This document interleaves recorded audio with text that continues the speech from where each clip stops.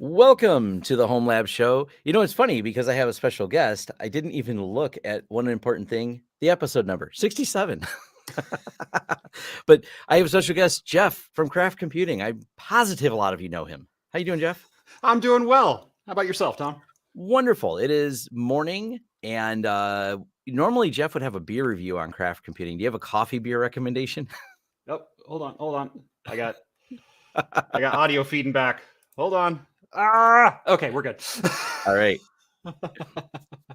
No problem. Do you have a coffee beer recommendation, Jeff? We're gonna start it out a little weird here. Actually, I did grab a canned coffee. I've been really digging these lately. So this is a La Colombe, something like that. You get them at Costco. They're Really? about $1 a can. You buy them in a 12-pack. They're a nitro-infused coffee, and so they're slightly carbonated, slightly creamy, but actually super good. That is an unexpected answer. I was hoping to caught you off guard. I did not prepare you for that question. I was going to see, what does Jeff recommend on the fly? I've always got something in front of me. Yeah, I actually want to try that now, so I'm genuinely interested. Yeah, no, you pick them up at coffee or at Costco. They're like I said, they're about $12 to $14 for a 12-pack of them, and awesome. They're really delicious. So, all right, it's usually how I start my morning if I'm not making coffee. Yeah, that is great. Well, they are not the sponsor of the show, so I will quickly think who is the sponsor, and they're actually a friend of Jeff's channel as well, and that is Linode. Many of the projects we talk about here on the Homelab show are easily run in Linode. Now, not the one we're talking about today, though, because today Jeff's going to join us for some GPU pass-through. But for all the other fun things that you don't want to run in your cloud, or you want to just run it in their cloud and do all your testing, check out Linode. We have the offer of the Homelab show to get you started on there. They've been a great sponsor of the show. We thank them for their support. And by the way, I've mentioned this many times, if you've downloaded this podcast, you've downloaded it from a Linode server, because that's where we host the Homelab show and everything else too, because we're still going it and hosting all of it ourselves. And once we found a couple bugs that we completely created ourselves, it's actually been quite reliable for the hosting. It makes a great server. So check them out, use our offer code.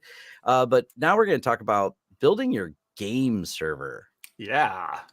Now this is fun. Now I've already included a playlist on here for Jeff, and we're going to talk a lot about the theory on it, what works, what doesn't work, and Jeff. Oh, it's been a whole journey. Jeff, yes, I've been following this journey because, people ask me about Passthrough, and I'm always referring them to Jeff's videos. I've watched them. It's just not as easy as people think it is probably the first thing. The second thing is not just any video card works. Matter of fact, where do we want to start with this topic? Which video cards you tried before?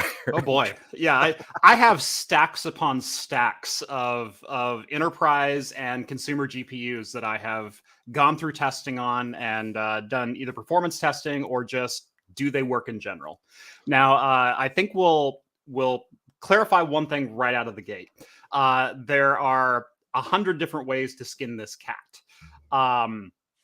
If you want to just put a GPU into a server and pass it through, that is actually a fairly easy thing to do nowadays. Nvidia released a driver update and removed the limitation on being inside of a virtual machine. And so now you can run an Nvidia GPU inside of a VM. You can also do it with AMD. The one thing you'll need to do for that, if you want to log into it remotely, is get one of the little display fake out dongles. Yeah. They're easy to find. They're kind of HD. I think if you look for HDMI dummy on Amazon, you'll find them. They're pretty straightforward to find, and they set the screen to be that. Oddly, we've used them not for GPU pass-through, but if servers are headless, some of our remote control software commercially doesn't work if it doesn't have a monitor plugged in. We've plugged those into some headless servers to kind of solve a stupid problem. Where either A, resolution is locked too low, or B, some of the remote tools just go, nah, with no monitor, I won't give you a display to remote into the server, which is a weird problem. Exactly. Yeah. And so, yeah, it's the same exact thing. You have to have the video card actually rendering an image in order to remote into that video card. And so PCI Express pass-through is super simple. It's supported by basically every hypervisor that's out there. Now, what I kind of I started down this journey with a set of Nvidia Tesla K2 cards. These are Kepler-based GPUs, and Nvidia actually allowed virtualization of those cards for free. If you own the cards, you could download the drivers. You could make them work. They only worked in VMware 6.5. That's it. End of discussion. Yeah. If you have something newer, if you have something older, if you have Zen, if you have Proxmox, no. But rather than just passing through a single GPU, you're able to partition or para-virtualize your GPU, similar to SRIOV, but it's a closed source protocol. And so you have to have drivers and support for both your host and your guest direct from NVIDIA and direct from your hypervisor.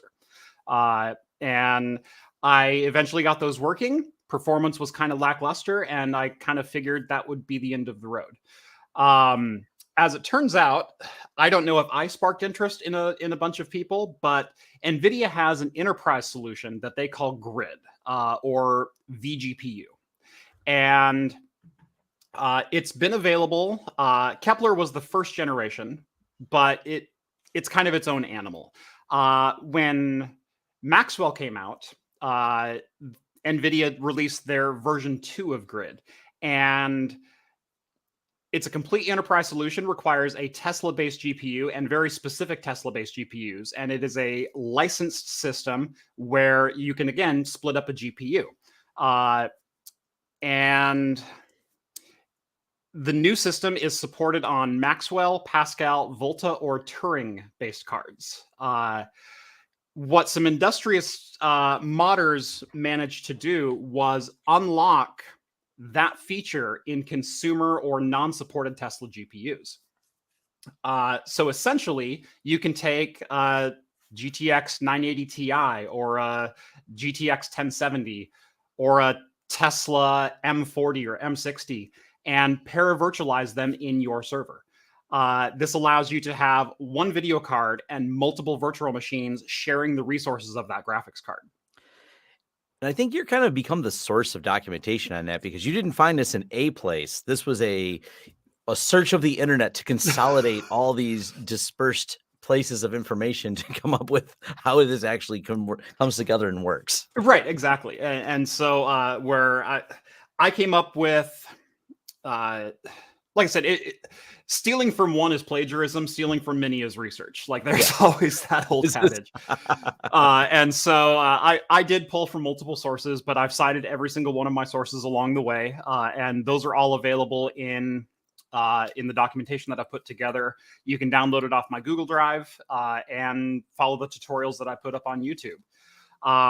So vGPU is the main method that I look at for virtualizing graphics cards. And if you have, like I said, let's probably the easiest one if you're looking at getting into this is the Tesla M40.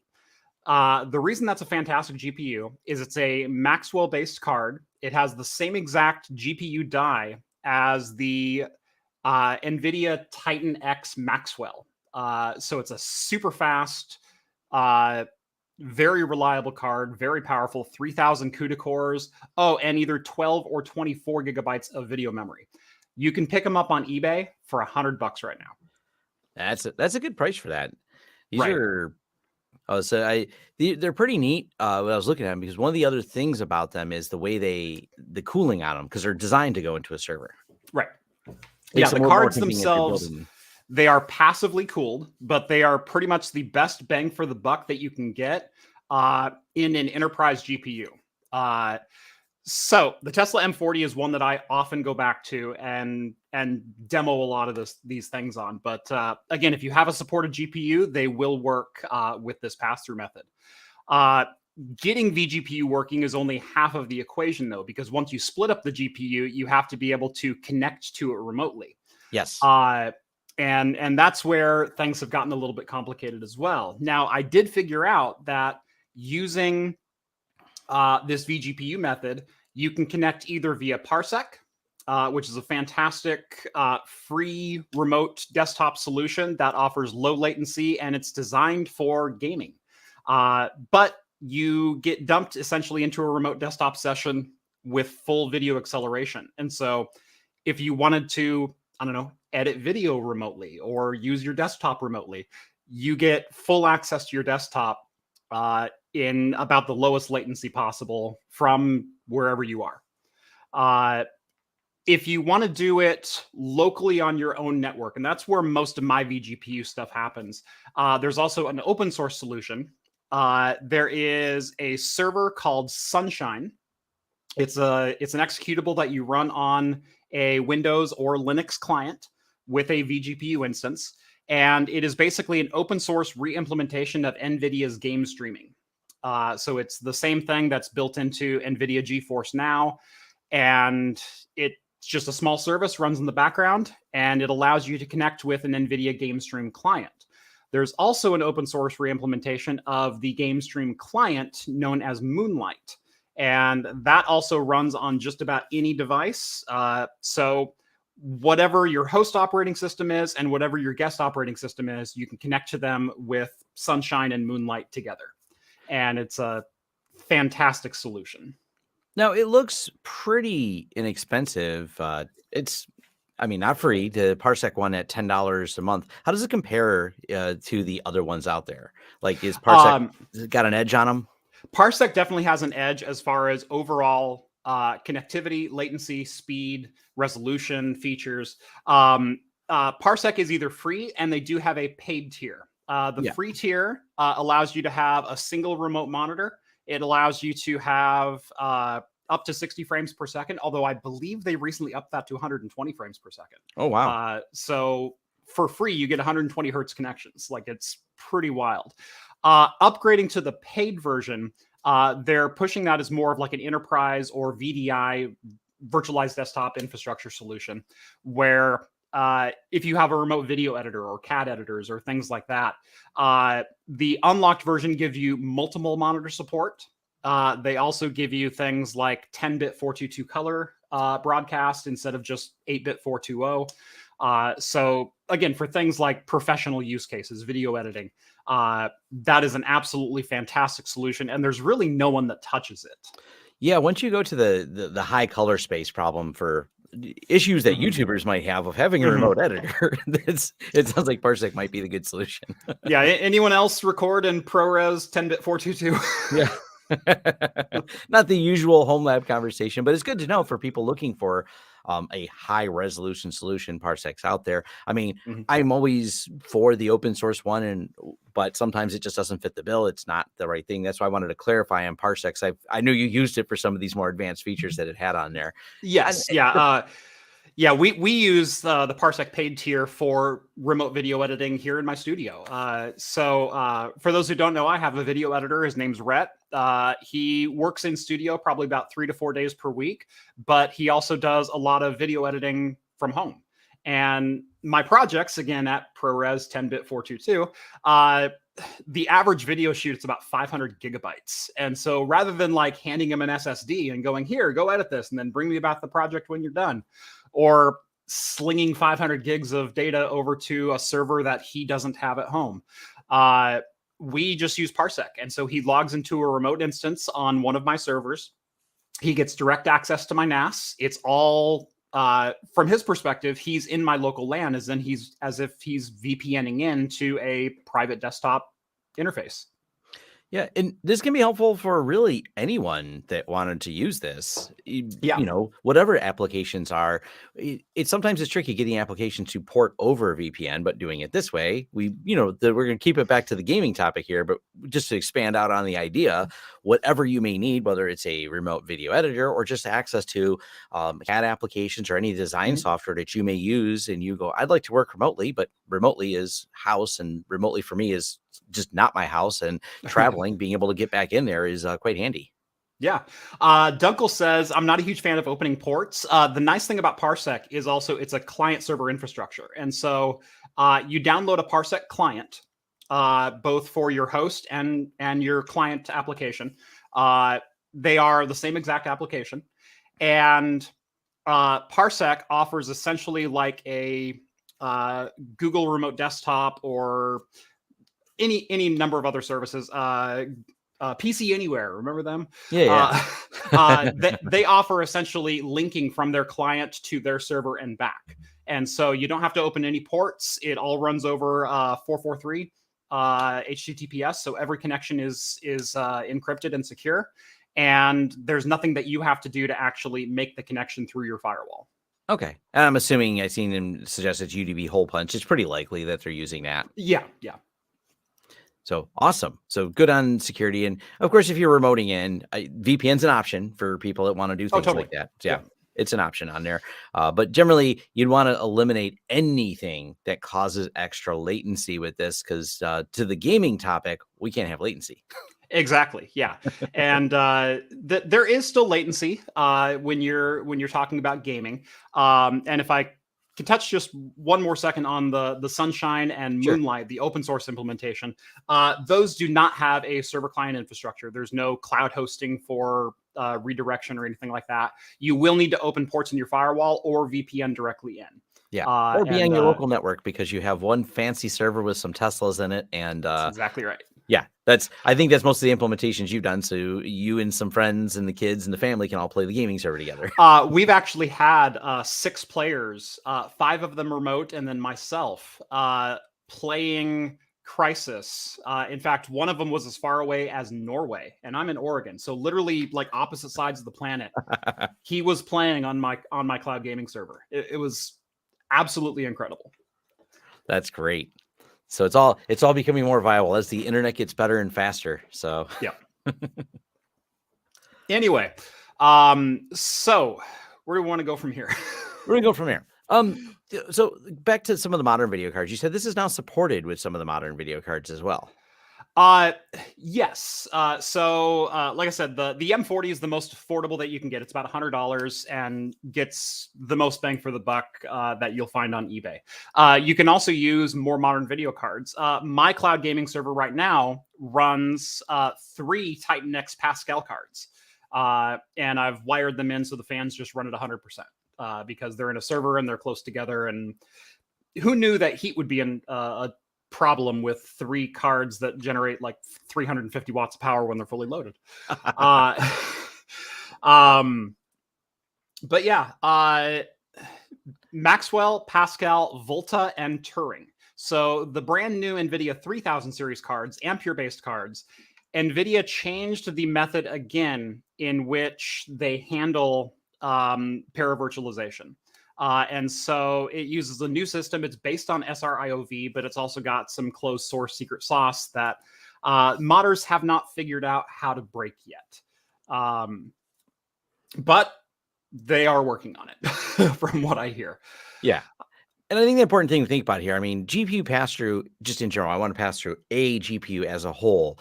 You're describing the PCI device and whatever your hypervisor is, figuring out the methodology that they have to pass it through. Take this PCI device, make it available not to the host VM, but to one of the guests inside.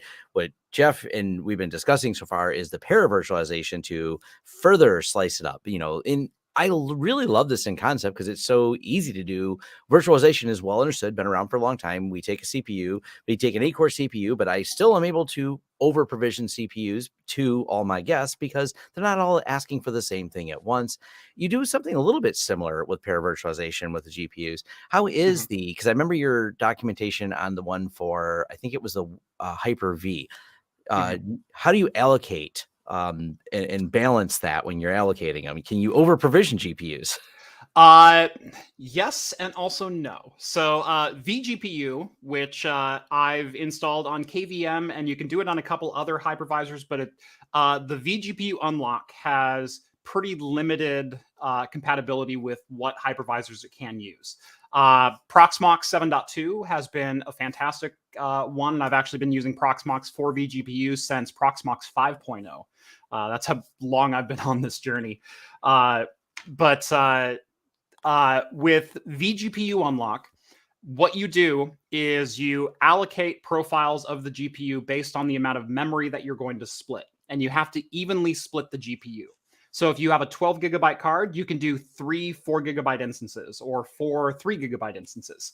Now, if only one of those GPUs is running, it will be allocated 3 gigabytes of video memory, but will have access to up to 100% of the GPU CUDA resources. And so for GPU performance, as long as no one else is asking for it, it can have 100% of the GPU, but only its partitionable amount of memory. If you fire up a second instance with another 3 GB instance, if one of them is still not doing anything, the other can go all the way up to 100%. If they both start rendering games, they'll level out about 50-50. You can't over partition the memory amount in vGPU, and you can't use obviously more than 100% of your GPU resources. Now, moving on to Hyper-V, because that is a completely different animal entirely. The reason that Nvidia unlocked GPU pass-through and eliminated the code 43 if it detected VM is Microsoft wanted to implement para-virtualization into Hyper-V, which is a replacement of Remote FX, I believe it was called, which is the old GPU para-virtualization system in Hyper-V 2012, 2016, something like that. Essentially, Microsoft now fully supports inside of Hyper-V firing up a Windows guest and passing through your video card resources. Para-virtualization is a little bit different because you're not allocating X amount of memory, and you can over allocate, you can over partition in para-virtualization, but essentially it runs with a single PowerShell line. It's a very long PowerShell line, but it's basically a copy and paste operation where you say, this GPU, I want to give it, or I want to use this GPU for para-virtualization, and I want to attach one instance onto X virtual machine. And when you do that, Hyper-V will split up the GPU. And then there's a little bit that you have to do on the back end as far as setting up a folder structure to share the drivers between your host and your guest. Now, this comes with some complications because if you're running Hyper-V on your Windows host, you have to be running the same exact kernel version of Windows on your Windows guest. You also have to be running the same exact driver version, and the driver is actually shared via a folder structure between the two.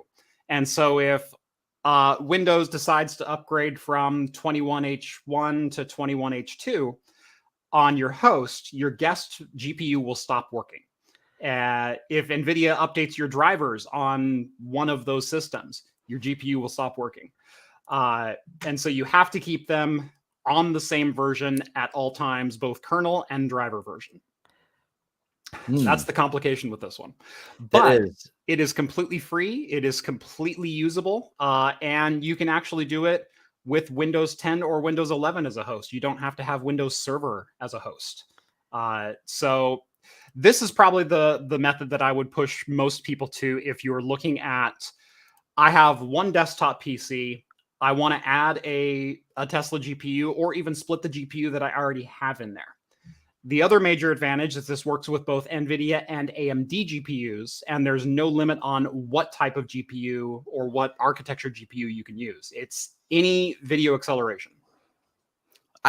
This could be the first time I'll say this. I think I found a use case for Hyper-V. I'm not a big Hyper-V person. It's getting cold in here. What know. Happened? It feels weird. I just promoted Microsoft. It's just that's clever they have a support for that. That is other than the intricacies of it, but I mean, generally speaking, you want to symmetrically update your systems. If there's an update, just update all of them. Just go through it, deal with whatever drama comes with the latest version of Windows, and work your way through it like the rest of us do. Yep, when there's an update. That's life. Exactly. All right. So it sounds like, though, generally speaking, Proxmox is your go-to. That's where most of your gaming stuff runs on. Yes. Yeah. Yeah, Proxmox is my go-to because it gives me the most flexibility and the most reliability when it comes to just firing up an instance and playing. So now, did you ever get this working with Zen Server at all?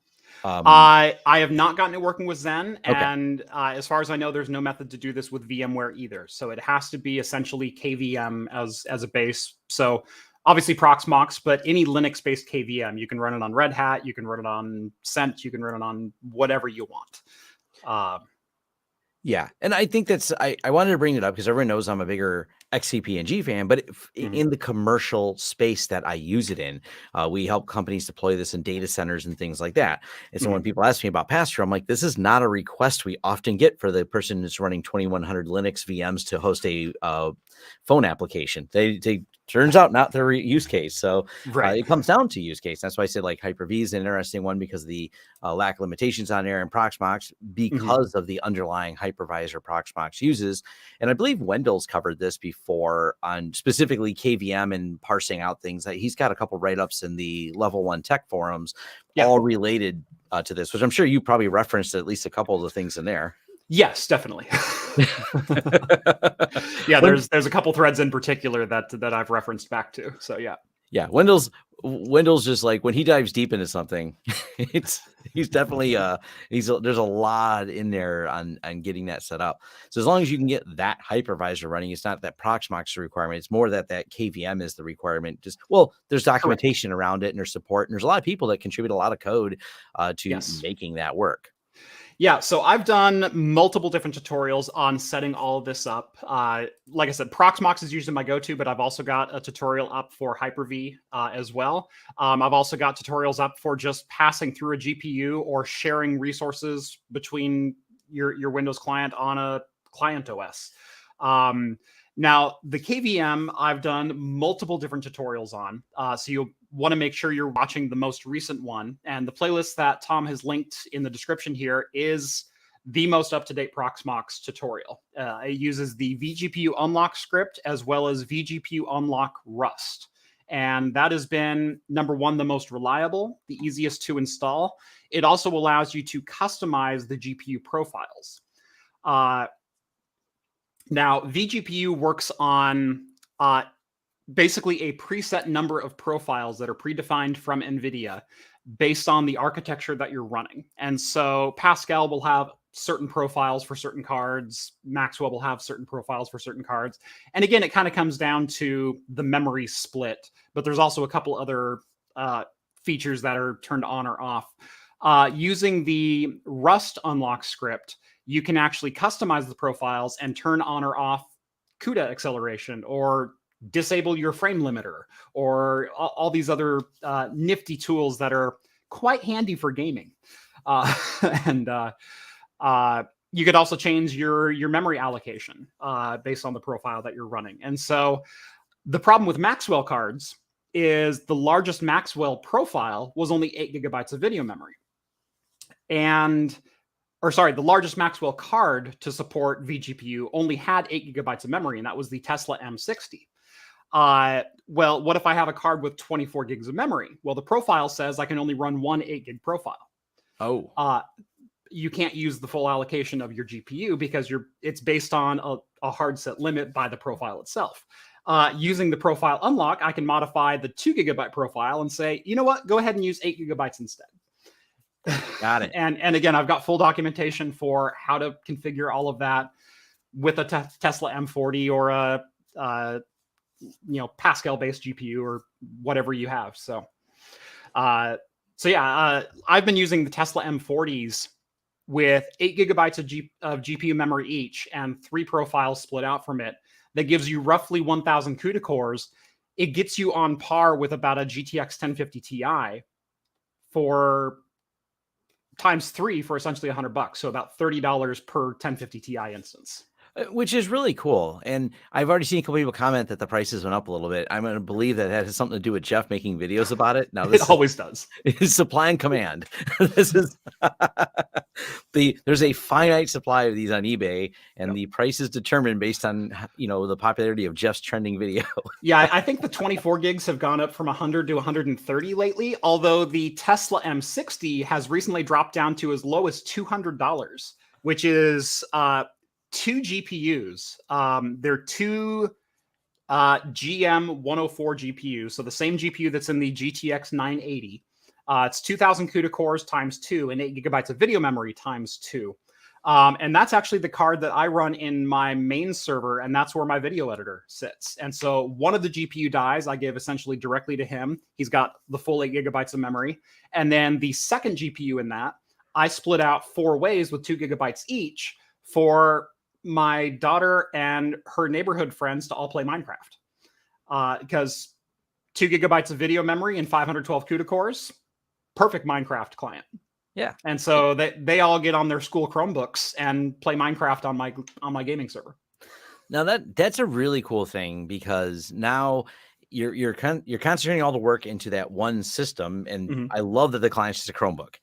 Yeah. My question though is audio. How's the audio? Is it all well synced? Does it work well? It is client? very well synced, Okay. no matter what client I have used. Oh, good. But both Moonlight and Parsec keep the audio synced extremely well. I've had more issues with video decode than I have with audio sync. So Nice.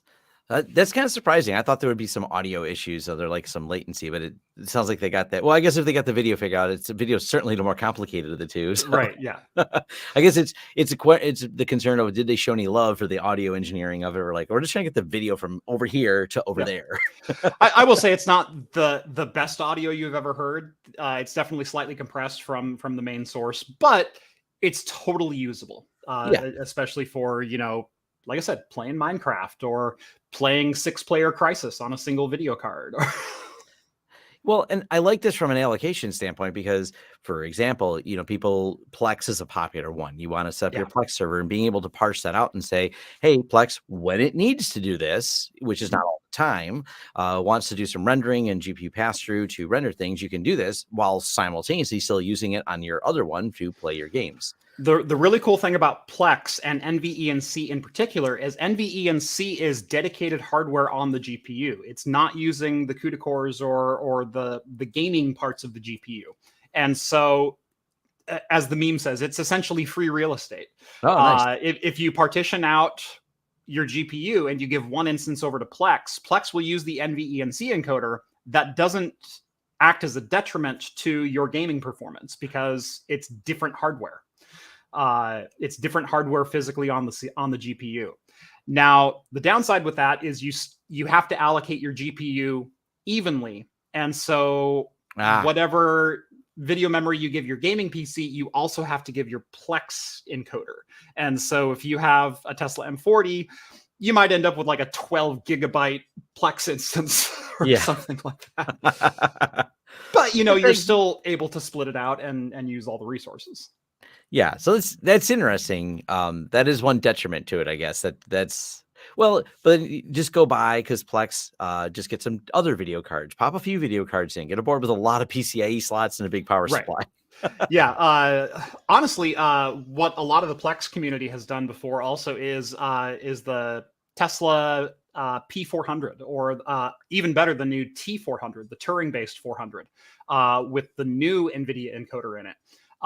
It's a single low-profile card, runs at like 60 watts or something like that, and has there's also an unlock script so you can have it encode more than 2 streams at the same time as well. So that's cool. Very inexpensive solution. You can pick them up for about $125. I think one of the other fun things, because I did not click on this, so I don't know how good it works yet, but it piqued my interest. So many of you have all seen the Dolly things, the mini Dolly.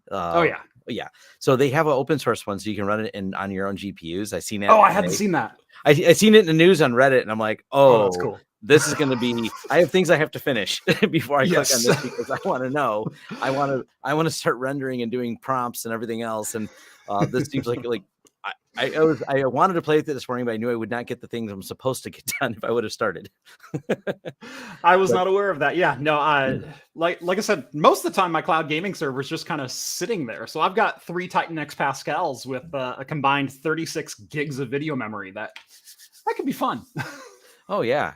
Jeff is going to start re-rendering all his thumbnails with it. That's gonna be a lot of fun.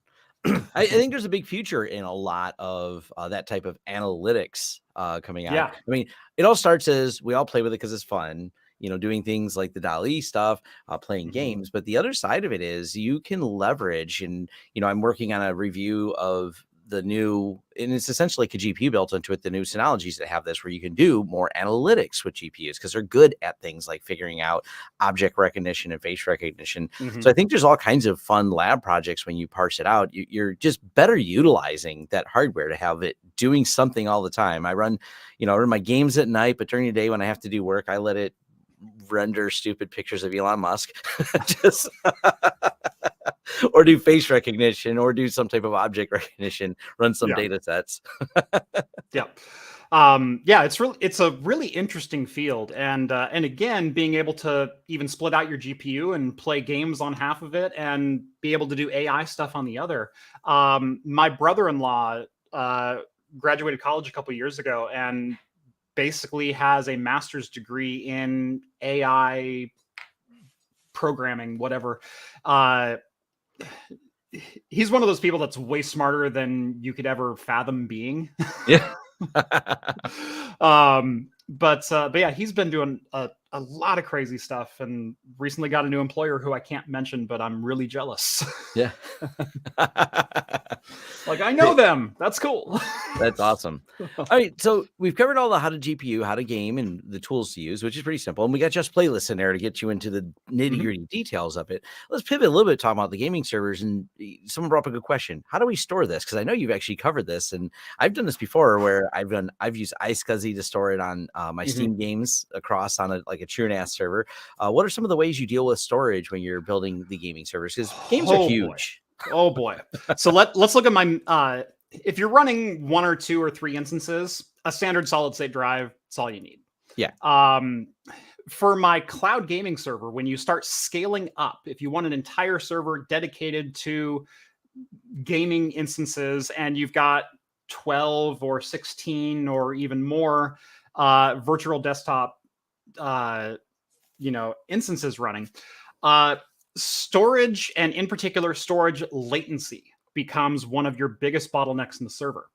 Uh, so my main cloud gaming server is running an Epic 7742 64 core. It's got 256 gigs of DDR4 and 3 Titan X Pascals.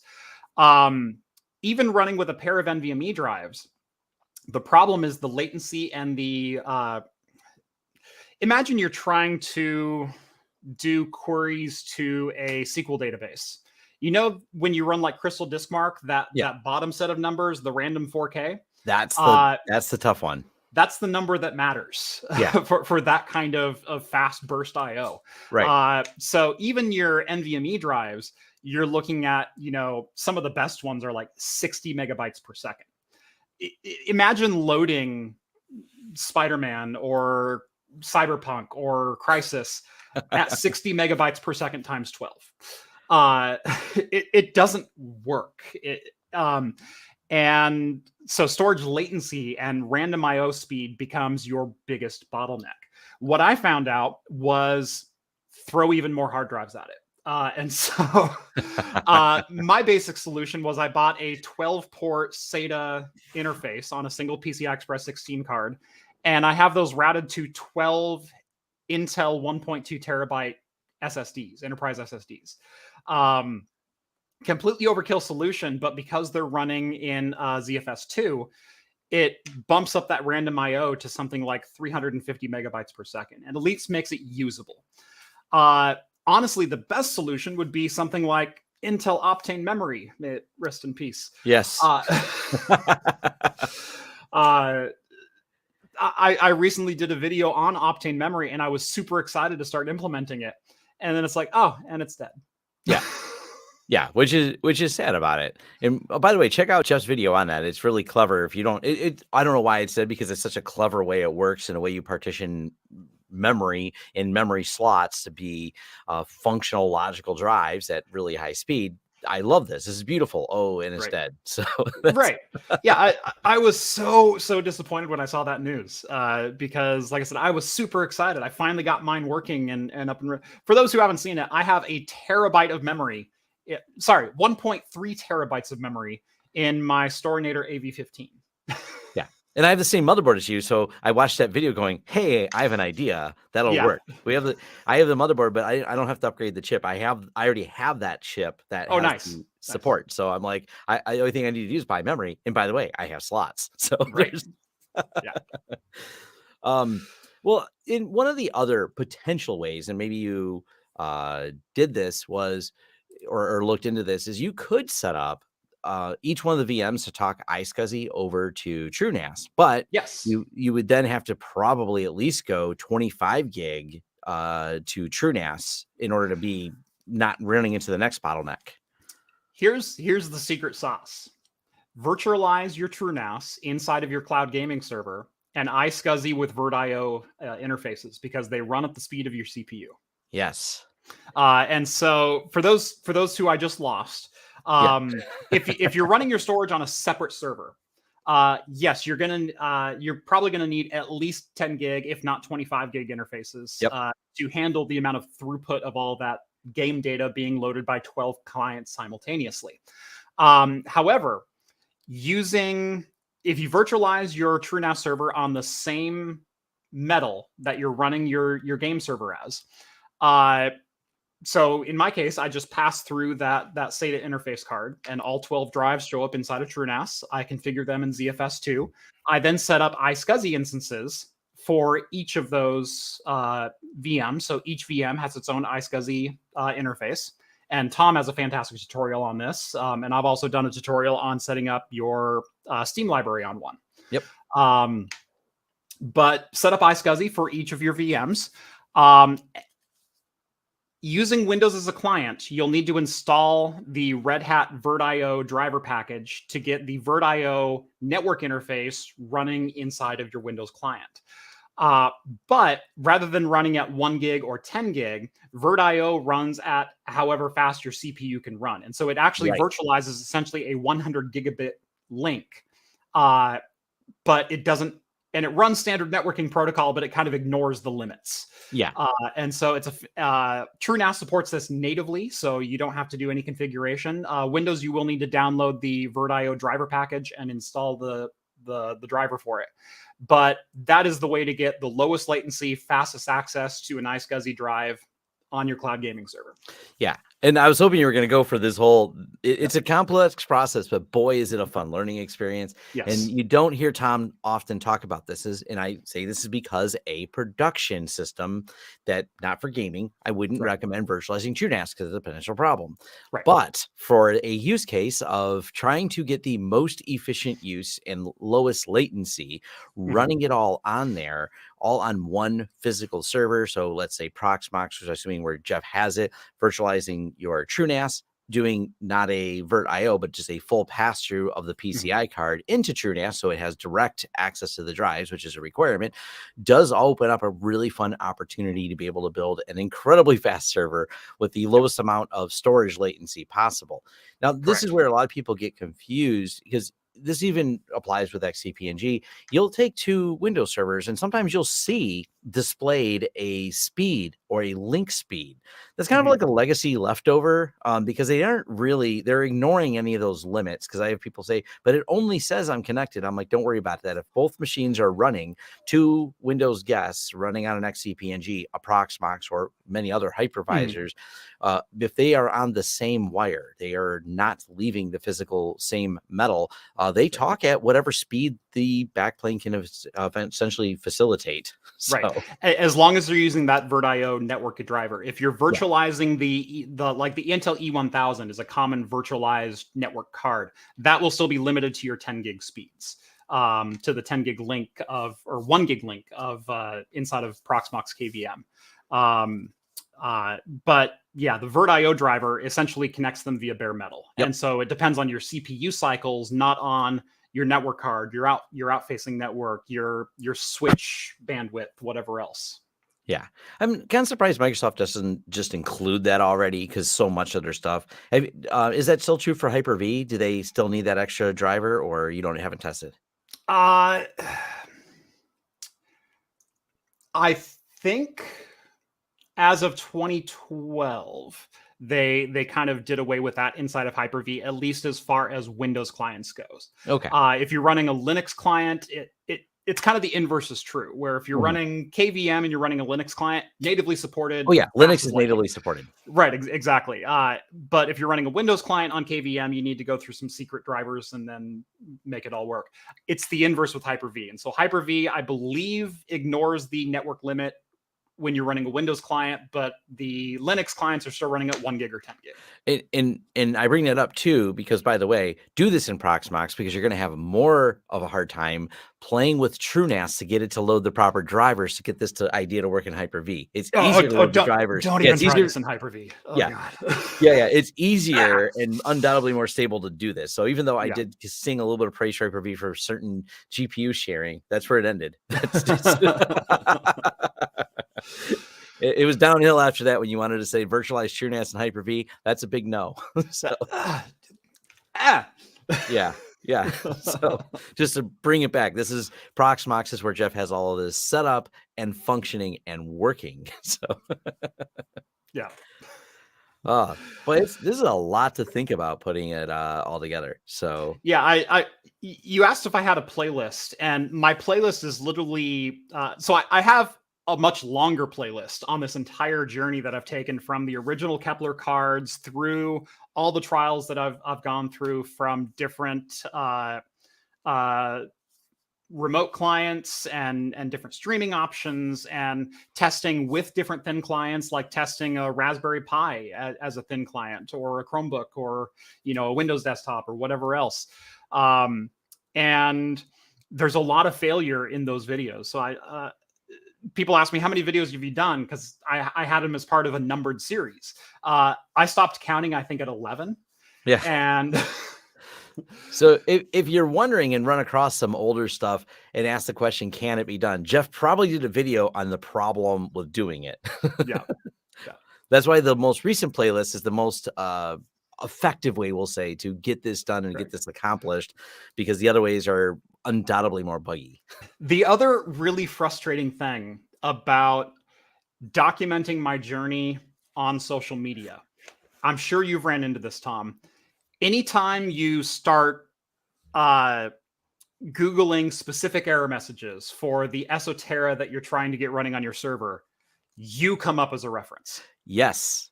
Because I have my forums, and it constantly comes up as a first world problem. Yes, it is so aggravating. I'll be going down some random forum, and someone will say, "Oh, I came up with this error message, and I'm trying to figure this out." And you're reading through this thread, and you're reading through it, and like, okay, I've tried that. Ooh, that's a good idea. I don't think it'll work, but I'll try that. And then it gets down, and you get to the bottom of the page, and it goes, "Oh, Jeff has a great tutorial on how to do." No. Yeah. Back. Keep scrolling. But yeah, anytime I search for anything that's grid, vGPU, Proxmox, I come up in the documentation. Yes.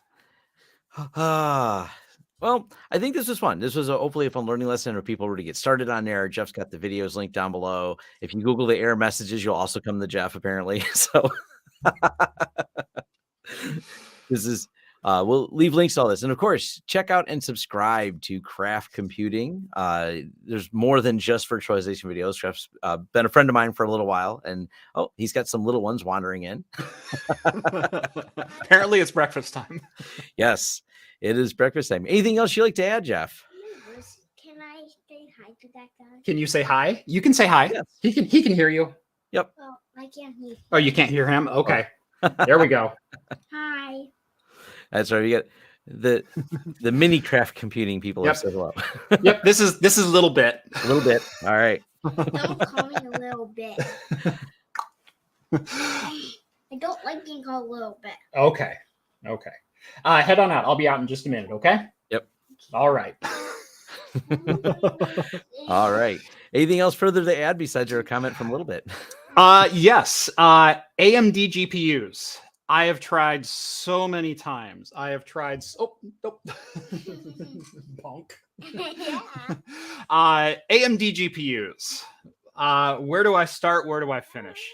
Ooh. Yes. I will be up in just a second. Okay. Head on out. I will be up in just a second.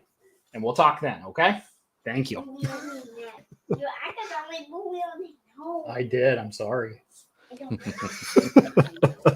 AMD GPUs. AMD GPUs. Hey, when are you going to do AMD GPUs? You can do AMD GPU in pair virtualization with Hyper-V. As far as any other method with KVM, sure, you can pass them directly through the same way that you would with NVIDIA-based cards, the same driver installation process, all that. As far as virtualizing an AMD GPU, I know some of their enterprise GPUs support SRIOV, and I put that in the most sarcastic parentheses that I possibly can. Yes. Yes, they support SRIOV. AMD themselves do not make any driver packages publicly available to you. And so even though their system is free and license free, and they advertise that to the moon and back, there are no downloads that you can get for MX GPU installs on a client VM. It's only supported by VMware as far as SRIOV goes. And I bought two MI25s trying to get SRIOV to work because people always ask me about it. Whenever I enabled it in VMware would actually crash on me. I tried enabling SRIOV in Proxmox. It didn't recognize it as an SRIOV capable device. So there's some secret sauce that AMD is not releasing, even though they advertise as being license free and open and you can use whatever you want. So far, it hasn't existed. So if you do figure out how to make this work, let Jeff know. I will document it and share it with the world. Yeah, share it with the world. Make a video on it. Do some documentation on this. So pretty much this is NVIDIA. Stick with the Tesla cards, M40s, M60s. Those are your go-to cards to make this happen. Yep. Yeah, and I'm waiting for either the Volta GPUs to drop, so the Tesla V100 or even the Titan V, because apparently Volta is like insanely fast when it comes to virtualization. So I've been really excited to get my hands on some of those. What are those running right now? They're still trending 800 and up, and so I'm waiting for them to drop. Like once they go below 5, I'll probably snag at least one. Or knowing me, 3. Yeah, it's just kind of 3 at least. I mean, can't just have one. Yep. We're YouTube people. We got to do something excessive to get the views. Right, exactly. Make a stupid face, put too many GPUs in a server. A couple of my vGPU tutorials where I literally, if you bought the hardware that I was playing with at retail, it would have been like $25,000 for one tower. Yeah. And so a couple of my thumbnails are $25,000 for. Yeah. We are self-aware YouTubers, by the way. That's how we can talk about this. That's right. Well, this is definitely fun. I'm hoping this is going to be I already referenced Jeff, and now I have a video in my collection as well, or a podcast in my collection. I'll be referencing people say, how do we get started with this? It's a lot. It's a big project. It's a good undertaking, but I think it's really good for Homelab people, especially because gaming is often what leads you into that Homelab world of, well, I got a gaming server I built myself. That was fun. Can I build something more? And yes, you can. Or now I need a service to support it. Or, hey, how about starting up a Plex server? Or all these other things that I believe basically any of us in the industry who have worked professionally in IT, we all start as enthusiasts. We all start as loving technology and playing games or whatever else. And that's often the gateway drug that gets you in. And It's been a lot of fun to integrate gaming into another industry that I absolutely love and have a passion for. And that's enterprise IT hardware. It's a really weird thing to have a passion for, but yeah, no. And I don't know if you're a big listener to Dark Knight Diaries, but I love how many people started with playing games, then into hacking. Like the two are intertwined. Like, how do you get started? Well, I was 14 and someone kicked me and banned me, and I was like, how'd they find out my IP? Oh, they phished me. They did this. Like it's like a pivotal place. Get your fingers on the keyboard and everything else. So I love all this. Exactly. All right. Links are down below for all the fun stuff we talked about. And like I said, check out Jeff's whole playlist on this. And if you want a history journey, check out Jeff's. Well, at least 11 of them are labeled journey. So you can They're go all through the they're all backlog. in one much longer playlist, and I think there's 17 or 18 videos in there now. Like Yeah. and I started on this almost exactly 3 years ago. I started on this in 2019. Yeah, boy, how naive I was that I was just going to buy a couple of cards, slap them in, and make them work. Yeah. I remember you having soldering things and everything else. Oh, Like you, man. I know. I was following along with the journey going, wow, just really Yep. into this. I hope it works. No, having to solder on 0204 resistors to change the ID of an Nvidia card to make it recognize as grid capable. Yep. Oh yeah, we went into the weeds. Yep. So if you're wondering if that'll work, watch the video and find out. It did actually. It Yep. worked.